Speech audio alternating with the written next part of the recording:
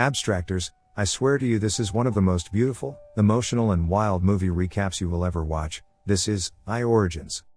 The film opens with a montage showing close-ups of eyes, saying how each of all 7.5 billion people on this planet has their own unique pair of eyes, including the eyes watching this video right now, and yours are very pretty, I must say. We are then introduced to Dr. Ian Gray. He is a scientist specializing in eyes. Since he was a child he was obsessed with the divine unique elegance of eyes, taking as many pictures of people's eyes as he can.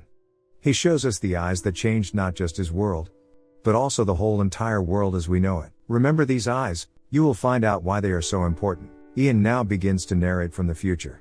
When he was a 26-year-old PhD student he was at a Halloween party alone.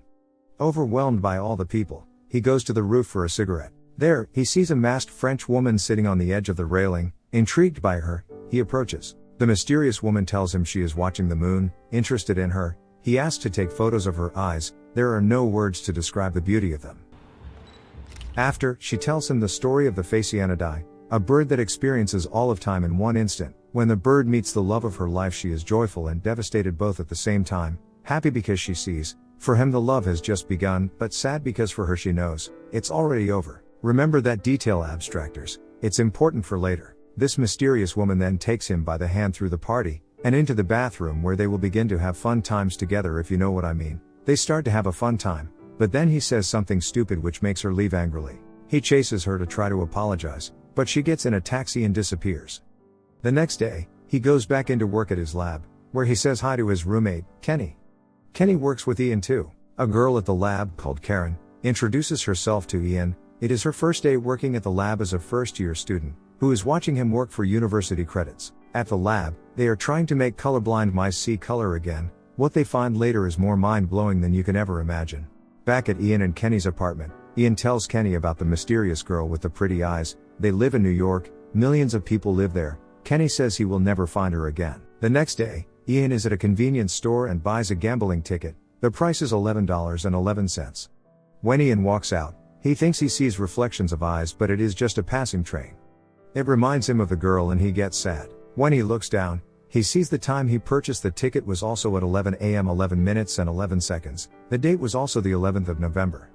He turns around and looks at the time. It is still 11:11. A bus then comes out of nowhere and opens its doors. Confused, he steps in the bus because he feels something.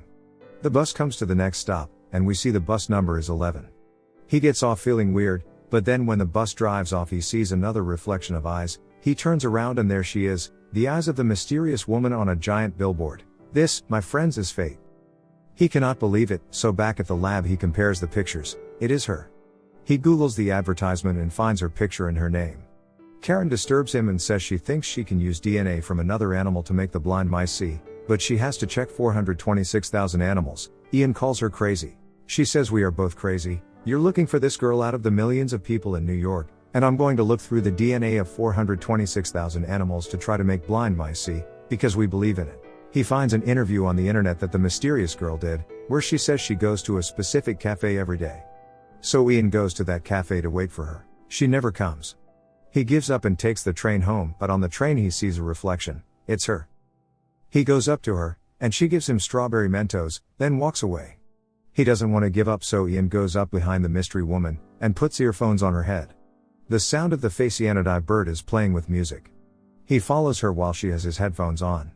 She turns around and kisses him. There is a lot of turning around and reflections in this movie. They are at a cafe together and talking. He can't stop looking at her beautiful eyes. He tells her that the reason he is an eye scientist is because the eyes are the only part of the body we do not know for sure evolved from apes. He is trying to prove it. She asks why he is trying so hard to disprove God. He says he doesn't believe in religion or fate. It's all fake, he says. She says she believes in fate. Over 6 months we see them falling in love. Her name is Sophie. She loves strawberry Mentos. She loves dandelion flowers. She loves the stars. She loves the white peacock. And I love you, the abstract watcher.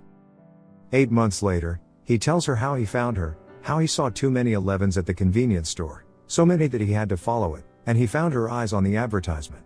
She says, see, fate exists. He calls her silly. They argue, but then Ian says he wants to move into her apartment. She is so happy. The next day he is at her apartment. They are in the elevator going up to her place. She shows him proof of spirituality existing. He keeps calling her silly. Later they are in bed and talking about death. Sophie says when she dies she wants to be cremated. He calls her crazy and says, why would you want your body to be burned? What if scientists discover a way to clone you from your dead body? She mispronounces cloning with her French accent and he makes fun of her. They laugh. They are so happy they decide to get married. The next day they go to get married at court, but the clerk says they must wait 24 hours until they are officially married. Sophie is so sad because she wants to marry him now. As they are leaving the court, Karen from the lab calls Ian so excited. She tells him that she discovered a worm that has DNA that will make blind mice see. Ian is so excited. This is his life's work. He must go back to the lab. Sophie is so angry because it is the day of their wedding. Sophie comes with him to the lab and is jealous of Karen being there. Karen feels strange and leaves. Ian tells Sophie that they will use the small eyes from the worms for his work. Sophie starts arguing with Ian saying that they are torturing worms. He says she is crazy since they are just worms. After they argue they start kissing, but then suddenly Ian accidentally knocks acid on his eyes. He is screaming at her to call Karen for help. Karen brings him the cure for his eyes, but he will be blind for 12 hours. Sophie and Ian apologize to each other and go back to the apartment. When they get in the elevator to go up to the apartment, it stops and it gets stuck. Sophie starts to panic, and then Ian gets angry at her because she doesn't know the phone number to the elevator people of her own apartment. He starts yelling at her, calling her a child who believes in stupid fake things. The elevator starts to break and Sophie becomes so scared and is crying in the corner. Ian jumps up and forces the door open. He is telling her to go up first, but she is too scared. He laughs at her for being so scared. He goes up and tells her to come, but she is too scared to move. She finally stands up and takes Ian by the hand. At the last second, the elevator collapses. They made it. Sophie and Ian laugh. He says sorry for yelling at her, but when she doesn't reply he says Sophie, and then feels blood. Half of her body was cut off. He is in shock and starts crying and screaming. Everything goes silent. Abstractors, the second half of this movie is crazy. He cremated Sophie's body like she wanted, but months go by and he has fallen into a deep depression, starting to steal drugs from his own lab to cope with Sophie's death, becoming a drug addict. He hallucinates the white peacock and strawberry Mentos that Sophie loves so much. Kenny is trying to check on him but he ignores everyone. After many months, Karen forces herself into his apartment and says he must come back to work. She brings him food and hugs him, then she makes a move on Ian and they begin to kiss. We see now, 7 years later. Ian is on a talk show promoting his new book, where he disproves religious people as they have now found that eyes evolved from worms. Ian, Karen and Kenny are at a dinner after the show and Karen is pregnant. Kenny tells Ian he works at a company now that has the database of 1 billion people's eyes.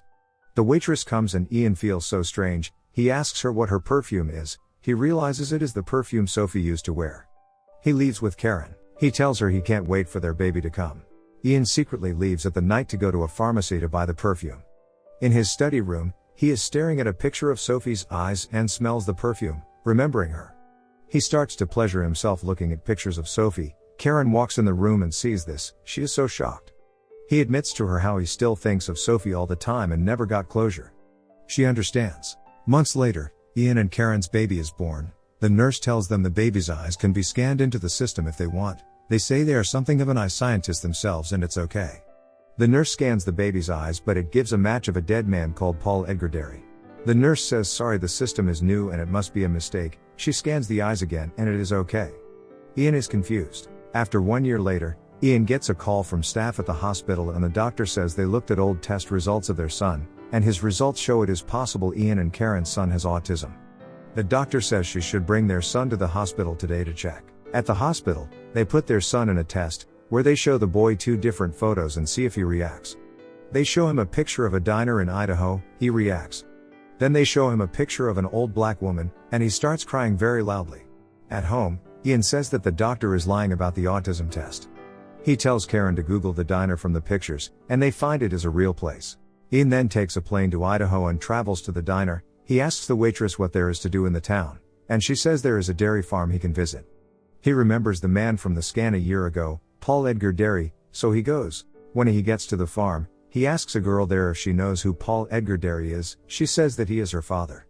Then an old woman approaches. It is the one from the photos in his son's test. He is surprised. He asks if he can meet Paul. She says that was her husband, and he died a year ago. Back at home, Ian, Karen and Kenny are trying to figure out what is going on. Karen says maybe their son and Paul just had the same eyes. Kenny says that is statistically impossible. Ian then said their son was born the same time Paul died. Ian says all his life he has been taking pictures of eyes, and Kenny has access to the database of 1 billion eye scans because of his new job. So Ian says he will run the pictures he has, to see if there is any matches in the database. They scan for hours and find nothing. The last photo he has is of Sophie's eyes. He doesn't want to check because he knows nothing will come up and he doesn't want to feel her loss again. But there is a match in India. He cannot believe it, he feels sick. Ian tells Karen how fate and spirit doesn't exist, and that it must be an error. Karen says she knows how he has felt about Sophie all this time. She tells him that if she drops her phone 1 billion times, we know it will drop, but if just one time it doesn't fall, it is worth it all in the end. Ian goes to India to search for the eye match. When he arrives to Delhi, he goes to the children's school where the eye match was found. There, he meets Priya, the teacher.